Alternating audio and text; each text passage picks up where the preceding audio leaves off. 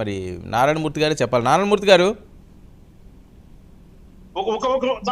నారాయణమూర్తి గారి కంటే ముందు ఒకసారి లెటర్ పూర్తిగా చదువుతారా? కిందనే పీడిఎఫ్ అది మీరే చదవండి. మీరు చదివితే బాగుంటది, మాకంటే కూడా మీరు క్లియర్ గా చదువుతారు, మీ వాయిస్ బాగుంటది. వాయిస్ ఏ ప్రాంతాల్లో ఎవరెవరు ఎట్లా చేశారు పేర్లు కూడా ఉన్నాయి, కొంచెం చదవండి. ఓకే, వింటారా వెంకటేశ్వర గారు? ఏదో చెప్తున్నారు మీరు చెప్పేసే. వినే ఓపిక ఉందా? వినే సహనం ఉందా? వినే ధైర్యం ఉందా? వినడానికి సిద్ధంగా ఉన్నారా?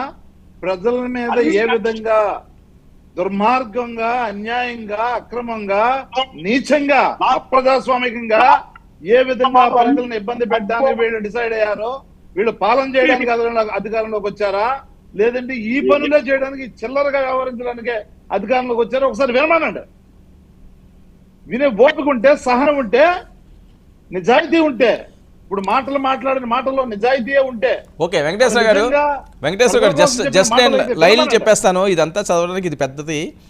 జస్ట్ విజయనగరంలో 200 మంది పార్టీ బిల్డింగ్ ముందు విజయనగరం ఎమ్మెల్యే అదితి గజపతిరాజు ప్రెస్ మీట్తో మాట్లాడారు. జనసేన యూత్ దౌర్జన్యంగా లోపలికి వెళ్ళారట. ఏంటి దీని అర్థం ఏంటండి? 200 మంది పార్టీ బిల్డింగ్ ముందు విజయనగరం ఎమ్మెల్యే అదితి గజపతిరాజు ప్రెస్తో మాట్లాడితే జనసేన యూత్ దౌర్జన్యంగా లోపలికి వెళ్ళడం ఏంటి? అది చెప్పాలి, దానికి సమాధానం చెప్పాలి. వీళ్ళంతా దౌర్జన్యంగా ఆఫీసుల్లోకి వెళ్ళి, ముందుగా ఆఫీసుల్లో వీళ్ళు అంటే వీళ్ళ ఆఫీసులో కాకుండా వైఎస్ఆర్ కాంగ్రెస్ పార్టీ ఆఫీసుల్లో, వీళ్ళకి ఆఫీసులు లేవు. ఓకే మరొకటి అనకాపల్లి అట వీళ్ళు మెన్షన్ చేసింది. ఓకే ఒక నిమిషం అండి. అనకాపల్లిలో వీరు మెన్షన్ చేసింది జూన్ 25వ తేదీన టీడీపీ జనసేన కాపు నాయకులు పార్టీ ఆఫీసులో దౌర్జన్యంగా ప్రవర్తించారు. ఈస్ట్ గోదావరి 10 రోజుల ముందు టీడీపీ నాయకులు ముగ్గురు వచ్చి సైట్ చూసి తొందరగా బిల్డింగ్ కూల్చేస్తాం, ఖాళీ చేయండి అని విచ్చలవిడిగా రౌడీజం చేశారు. వెస్ట్ గోదావరి జూన్ 25వ తేదీన స్థానిక టీడీపీ నాయకులు దౌర్జన్యంగా ప్రవేశించి భయభ్రాంతులకు గురి చేశారు. ఏలూరు టీడీపీ ఎమ్మెల్యే బడేటి రాధాకృష్ణ చంటి, ఏలూరు మున్సిపల్ కమిషనర్ మరియు టీడీపీ నాయకులు 100 నుంచి 150 మంది వచ్చి దౌర్జన్యంగా మీడియాతో అడ్డగోలుగా మాట్లాడారు. పల్నాడు జూన్ 25వ తేదీన టీడీపీ ఎమ్మెల్యే అరవింద్ బాబు వారి పార్టీ కార్యకర్తలతో ఆఫీస్ దౌర్జన్యంగా. ఓకే, ఇవన్నీ కూడా మీరు ఇచ్చారా డీజీపీకి లేఖ ద్వారా? కానీ డీజీపీకి ఇచ్చామండి, కంప్లైంట్ చేశాము. అవన్నీ కూడా వెనకాతల ఫొటోస్ ఉన్నాయి, సాక్ష్యాలు ఉన్నాయి, ఆధారాలు ఉన్నాయి. మీడియా ముఖంగా జరిగిందే, ఇదేమి మీడియా లేకుండా జరిగింది కాదు.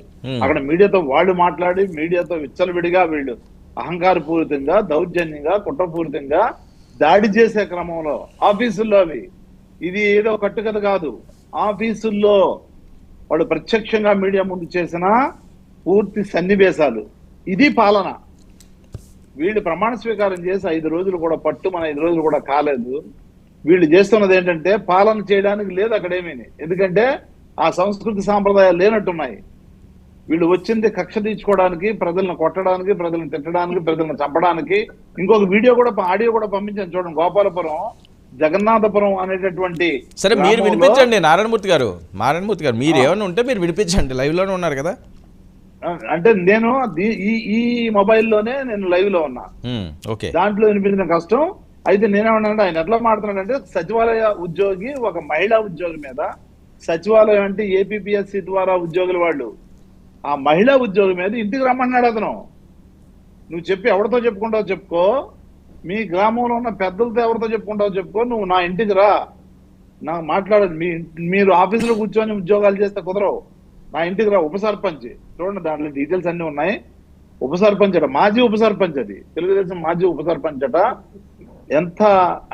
ఎంత విశృంఖలంగా, విచ్చలవిడిగా, అదుపు లేకుండా, అప్రజాస్వామికంగా, గోండాగిరి, రౌడీయిజం, ఈ రెండింటితో వీళ్ళంతా కూడా విచ్చలవిడిగా ప్రజల మీద దాడులు చేయడం, మానభంగాలు, చంపడాలు, పొడవడాలు, తగలబెట్టాలు, పగలగొడ్డాలు, ఇవన్నీ రాష్ట్రం అట్టుడికిపోతా ఉంటే. ఏంటి సార్ ఈ 10 రోజులు ఎన్ని జరిగినాయా?